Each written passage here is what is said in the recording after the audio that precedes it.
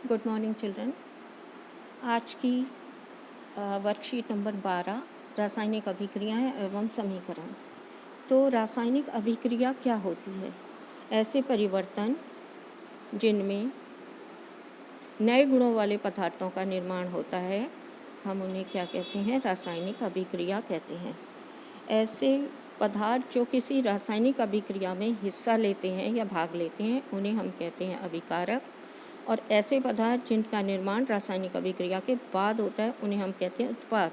अर्थात रासायनिक क्रिया में एक या दो पदार्थ अभिकारक होते हैं जो रासायनिक क्रिया में भाग लेते हैं, और जो रासायनिक क्रिया के पश्चात बनने वाले पदार्थ हैं उनको हम प्रोडक्ट कहते हैं या उत्पाद कहते हैं, और जो रासायनिक क्रिया में भाग लेते हैं उनको हम अभिकारक या रिएक्टेंट कहते हैं। अब यहाँ पर देखिए, आपको बहुत सारी हमारी दैनिक जीवन की रासायनिक अभिक्रियाओं के उदाहरण दिए गए हैं, जैसे दहन यानी जलना, किसी भी चीज़ का जलना रासायनिक अभिक्रिया है। जंग लगना, चाहे वो कॉपर में लगती हो, तांबे में, चाहे लोहे में लगती हो, किसी भी धातु में जंग लगना रासायनिक अभिक्रिया है। इसी तरह भोजन का पाचन हमारा कुछ भी हो, फल खाएं, सब्जी खाएं, तो पाचन रासायनिक अभिक्रिया है। प्रकाश संश्लेषण, जिसमें हरी पत्तियां भोजन बनाती हैं, रासायनिक अभिक्रिया है। बैटरी काम करती है, जो टॉर्च में वगैरह या कार में हम बैटरी लगाते हैं, तो बैटरी में के अंदर रासायनिक अभिक्रिया होती है। उसके अलावा किण्वन का अर्थ होता है कि जिससे आटे को या किसी खाद्य पदार्थ को फुलाकर हम स्पॉन्जी बनाते हैं, जैसे केक पेस्ट्री बनाने के लिए ईस्ट का प्रयोग होता है। इस प्रक्रिया को हम किण्वन कहते हैं। तो किण्वन एक रासायनिक अभिक्रिया है। इसी प्रकार धुलाई, जो कपड़े धोने की प्रक्रिया होती है जिसमें हम साबुन का प्रयोग करते हैं, वो भी एक रासायनिक अभिक्रिया है। और बेकिंग, जिसमें हम बिस्किट्स वगैरह बनाते हैं, बेक करते हैं, वो सारी अभिक्रियाएं कैसी हैं? रासायनिक। अब यहाँ पर आपको एक रासायनिक अभिक्रिया का उदाहरण दिया गया है। ये शब्द समीकरण कहलाता है, जिसमें हम शब्दों का प्रयोग करते हैं। यहाँ पर मैग्नीशियम प्लस ऑक्सीजन, अर्थात मैग्नीशियम और ऑक्सीजन क्रिया करके क्या नया पदार्थ बना रहे हैं? Magnesium oxide. ये जो रिएक्टेंट हैं या अभिकारक हैं, उनको हमने LHS कहा है, लेफ्ट हैंड साइड पर हम अभिकारक लिखते हैं, और राइट हैंड साइड पर हम क्या लिखते हैं? प्रोडक्ट या उत्पाद, जो बनने वाले पदार्थ हैं। अब ये शब्द समीकरण को हम अगर रासायनिक समीकरण के रूप में लिखेंगे, तो रासायनिक समीकरण में हम लिखेंगे यहाँ पर मैग्नीशियम Mg, ऑक्सीजन O2, और बनने वाला पदार्थ क्या है? यहाँ पर प्रोडक्ट क्या है? Magnesium oxide. तो मैग्नीशियम जब ऑक्सीजन से क्रिया करता है तो क्या बना देता है? Magnesium oxide. यहाँ पर हमने 2 लिखा हुआ है और यहाँ पर भी 2 लिखा हुआ है। ये रासायनिक समीकरण को बैलेंस करने का तरीका है, जो आगे आप सीखेंगे। तो मैग्नीशियम के 2 एटम या परमाणु, ऑक्सीजन का 1 मॉलिक्यूल यानी कि 2 परमाणु, और क्रिया के बाद क्या बन जाता है? मैग्नीशियम ऑक्साइड, जो हमने राइट हैंड साइड पर लिखा है। प्रोडक्ट है मैग्नीशियम ऑक्साइड, और अभिकारक या रिएक्टेंट्स हैं मैग्नीशियम एंड ऑक्सीजन। अब आपको कैसे पता चलेगा कि आपको दी गई रिएक्शन जो है या अभिक्रिया जो है वो रासायनिक? तो रासायनिक अभिक्रिया के प्रेक्षण हैं ये। किन क्रियाओं को देखकर हम पता लगाएंगे कि ये दी गई क्रियाएं रासायनिक है? या तो उनकी अवस्था में परिवर्तन होगा। अवस्था परिवर्तन यानी सॉलिड से गैस में या सॉलिड से लिक्विड में कन्वर्ट होना। रंग में परिवर्तन होगा। अगर आपको कोई रंग परिवर्तन दिखाई देता है क्रिया के दौरान, अर्थात वो रासायनिक अभिक्रिया है। तापमान में परिवर्तन, तापमान घट भी सकता है और बढ़ भी सकता है। तो तापमान में अब अगर कोई परिवर्तन आता है तो वो रासायनिक अभिक्रिया है। गैस का उत्सर्जन, गैस का निकलना, अगर क्रिया के दौरान कोई गैस निकलती है तो वो अभिक्रिया कैसी है? रासायनिक अभिक्रिया। रासायनिक सूत्र उनकी भौतिक अवस्था के साथ लिखे जाते हैं। भौतिक अवस्था कौन कौन सी हैं? दाब, ताप, उत्प्रेरक आदि। उत्प्रेरक क्या होता है? उत्प्रेरक वो पदार्थ हैं जो रासायनिक अभिक्रिया में भाग नहीं लेते, परंतु अभिक्रिया के वेग को घटा या बढ़ा सकते हैं, घटा देते हैं या बढ़ा देते हैं, ये अभिक्रिया में भाग नहीं लेते। तो इनको हम कहाँ लिखते हैं? ये भौतिक अवस्थाओं को हम तीर के निशान के ऊपर या नीचे दर्शा सकते हैं। जैसे यहाँ पर ये रिएक्शन लिखी हुई है, मैग्नीशियम और ऑक्सीजन क्रिया कर रहे हैं, तो ये जो एरो का निशान है इसके ऊपर और नीचे हम क्या लिखेंगे? भौतिक अवस्था। भौतिक अवस्था के साथ हम रासायनिक अभिक्रिया को लिखते हैं। मैग्नीशियम वायु में जलकर मैग्नीशियम ऑक्साइड बनाता है, इसकी ये रासायनिक अभिक्रिया है। अब प्रश्न देखिए, प्रश्न नंबर 1, हम कैसे कह सकते हैं कि किसी परिवर्तन में रासायनिक अभिक्रिया हुई है? तो हम प्रेक्षण देखकर पता लगाएंगे। तो हमें क्या आएगा? हम लिखेंगे यदि अवस्था में परिवर्तन है, रंग में परिवर्तन है, तापमान में परिवर्तन है या गैस का उत्सर्जन हो रहा है, तो हम उस अभिक्रिया को क्या कहेंगे?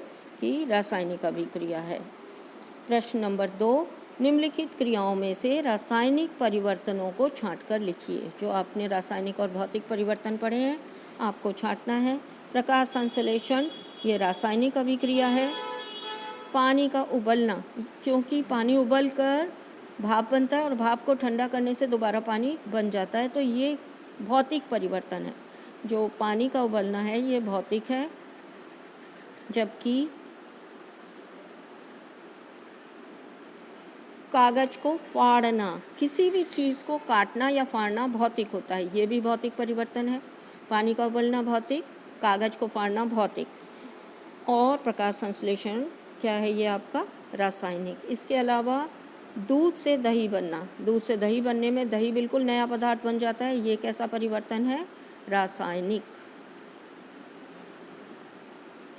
अगला क्वेश्चन, दी गई रासायनिक अभिक्रिया में अभिकारक और उत्पाद, रिएक्टेंट एंड प्रोडक्ट्स को छांटिए।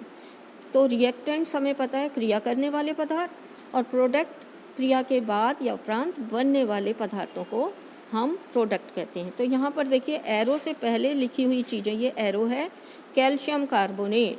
कैल्शियम कार्बोनेट क्या है? इसमें रिएक्टेंट या अभिकारक। कैल्शियम ऑक्साइड और कार्बन डाइऑक्साइड, ये दोनों क्या है यहाँ पर?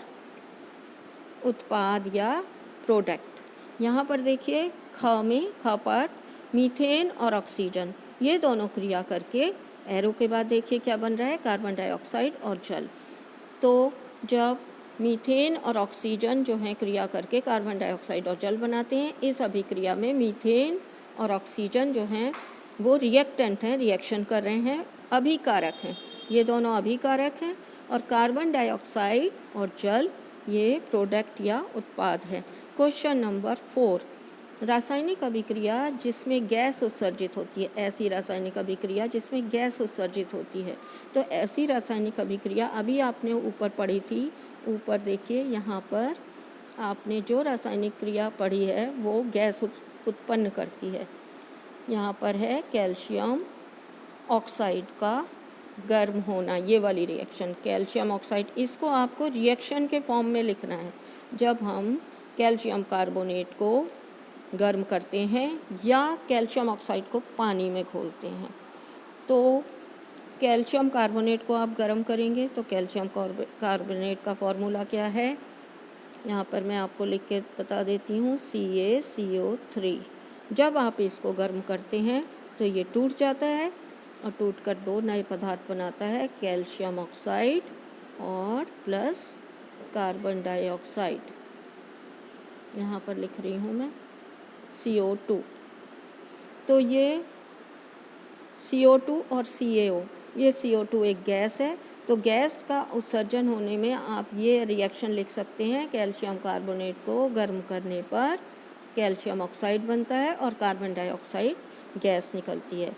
इसके अलावा यहाँ पर आपको पूछा गया है रासायनिक अभिक्रिया जिसमें किसी पदार्थ के रंग में परिवर्तन होता है। तो रंग में परिवर्तन, जब हम कॉपर सल्फेट नीले रंग का पदार्थ है, नीले रंग का होता है ये नीला। जब कॉपर सल्फेट में हम कीले लोहे की डालते हैं, आयरन की, तो इसमें बनने वाला पदार्थ होता है आपका फेरस सल्फेट, जिसका रंग हल्का हरा होता है, FeSO4 और प्लस में क्या बनेगा इसके साथ, कॉपर अलग हो जाता है। तो ये जो रिएक्शन है, ये कॉपर सल्फेट नीले रंग का होता है जबकि फेरस सल्फेट हरा होता है। तो ये वो रिएक्शन है जिसमें रंग परिवर्तन होता है। इसके अलावा आपसे तीसरा पूछा गया है, ऐसी रासायनिक अभिक्रिया का उदाहरण दीजिए जिसमें, यहाँ पर देखिए, रासायनिक अभिक्रिया जिसमें तापमान में परिवर्तन हो रहा है। ये तापमान, तो तापमान में परिवर्तन होता है अगर आप बिना बुझे चूने को पानी में घोलते हैं। बिना बुझा चूने का फॉर्मूला क्या होता है? बिना बुझे चूने का फॉर्मूला होता है कैल्शियम ऑक्साइड। जब हम इसमें पानी मिलाते हैं तो पानी मिलाने पर ये कैल्शियम हाइड्रोक्साइड बनाता है और इस क्रिया के दौरान बहुत सारी ऊष्मा निकलती है, अर्थात ये ऐसी अभिक्रिया है जिसमें तापमान बदल जाता है। कैल्शियम ऑक्साइड को, ये जल है H2O, कैल्शियम ऑक्साइड CaO, जिसमें हम जल मिलाते हैं तो क्या बन जाता है, CaOH और ब्रैकेट में 2, CaOH whole twice, calcium hydroxide. जब कैल्शियम हाइड्रोक्साइड बनता है तो इस अभिक्रिया के दौरान क्या होता है, अभिक्रिया से ताप बढ़ जाता है, अर्थात ताप में परिवर्तन होता है। अगला क्वेश्चन देखते हैं। अगले क्वेश्चन में आपसे पूछा गया है, यहाँ पर मैंने रिएक्शन लिख दी है। अंजलि की मम्मी गर्मी में दूध गूंधा हुआ आटा फ्रिज के बाहर रखकर भूल गई। देखने में आटे में कुछ परिवर्तन दिखाई दिए। ये परिवर्तन भौतिक है या रासायनिक? जब हम गूंधा हुआ आटा बाहर रख देते हैं तो उसमें एक प्रक्रिया शुरू हो जाती है जिसे हम किण्वन कहते हैं।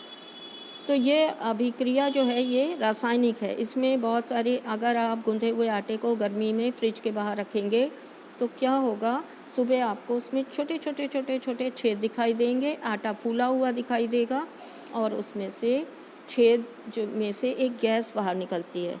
तो ये जो परिवर्तन है ये रासायनिक परिवर्तन है।